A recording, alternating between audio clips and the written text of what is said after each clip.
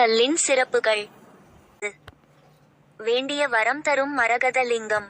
மரகத லிங்கத்திற்கு இருக்கும் அதீத சக்தி என்ன தெரியுமா? மரகத கல்லின் சிறப்புகள் மற்றும் மரகத லிங்கம் அமைந்துள்ள இடங்களை பற்றி இந்த செய்தி குறிப்பில் காணலாம். மரகத கல்லின் சிறப்புகள் மற்றும் மரகத லிங்கம் அமைந்துள்ள இடங்களை பற்றி இந்த செய்தி குறிப்பில் காணலாம்.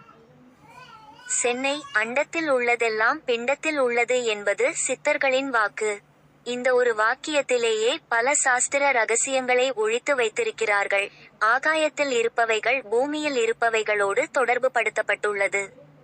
அந்த வகையில் நவகிரகங்களை நவரத்தின கற்களோடு தொடர்பு படுத்தி இருக்கிறார்கள் நம் முன்னோர்கள். அதாவது ஒவ்வொரு கிரகங்களின் நிறங்களுக்கு ஏற்ப ரத்தினங்களின் நிறங்களை நிர்ணயித்துள்ளனர். நவகிரகத்தின் இளவரசன் என்று அழைக்கப்படும் புதன் பகவானின் நிறம் பச்சையாகும்.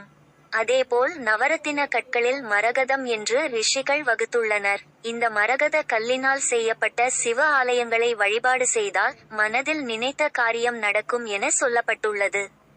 ஏனெனில் ஒரு சில குறிப்பிட்ட ரத்தினங்களுக்கு தான் ஆகாஷ்ண சக்தி அதிகம் உள்ளது. அதன்படி இந்த மரகத கல்லிற்கு அதீத சக்தி உள்ளதாக கூறப்படுகின்றது. அதனை கண்களால் பார்த்து மனதால் நினைத்து வணங்கி வந்தால் நினைத்த காரியம் நிறைவேறும் என்கிறார்கள்.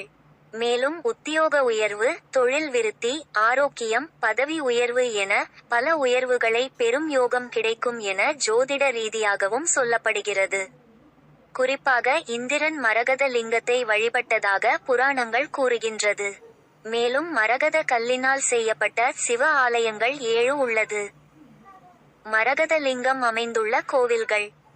முசுகுந்தா சக்கரவர்த்தி கடும் தவம் செய்து இந்திரனிடமிருந்து 7 விலை மதிப்பில்லாத மரகத லிங்கங்களை பெற்றார் என்றும், அந்த மரகத லிங்கம் வேதாரண்யம், திருக்குவளை, திருக்காரவாசல், திருவாரூர், திருநள்ளாறு, நாகப்பட்டினம், திருவாமூர் ஆகிய இடங்களில் மக்கள் வழிபாட்டிற்காக சிவ ஆலயங்கள் அமைக்கப்பட்டு பிரதிஷ்டை செய்துள்ளதாக புராணங்கள் கூறுகின்றது.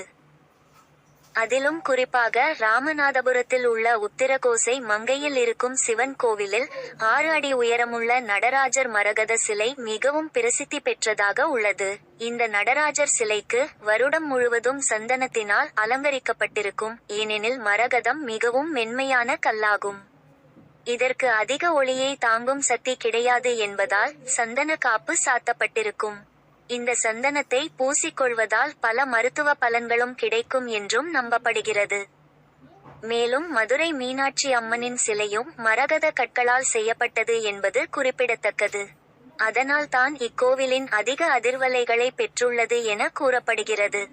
மேலும் கோவில்களில் மரகத லிங்கத்திற்கு செய்யப்படும் அபிஷேக பாலை அருந்துதல் மற்றும் அதில் சாத்தப்பட்டுள்ள சந்தனத்தை பூசிக்கொள்வதினால் பல மருத்துவ பலன்களும் உள்ளதாக